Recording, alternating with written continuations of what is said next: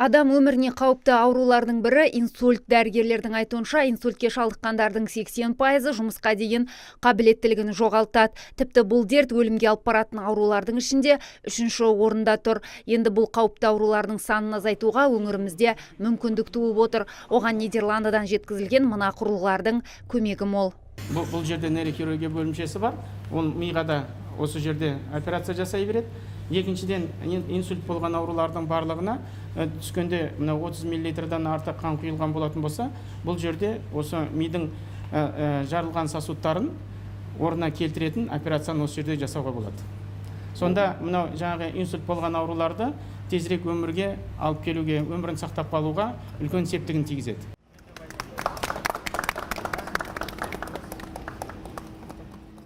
Аурухананың санавиация бөліміне 4 көліктің кілті табыс етілді. Жаңа реанимациялық көліктердің екеуі бір айға толмаған сәбилерді ауруханаға жеткізумен айналысса, екеуі ересектерге арналады. Жалпы санавиация бөлімінде 10 машинамыз бар. 10 машинаның екеуі неонатология, екі жаңа келген.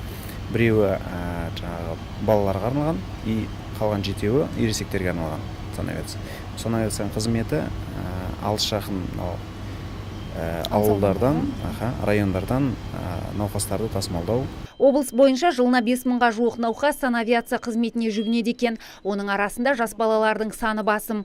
Денсаулық сақтау басқармасы мұндай көліктерді 10 жылда бір рет ауыстырып отырады. Жаңа технологиямен осы көліктерге облыстық бюджеттен 1 миллиард 200 мың теңге бөлінген. Ардақберден, Нұрлан Алтынбеков, Абзал Тұрабек, ТВК.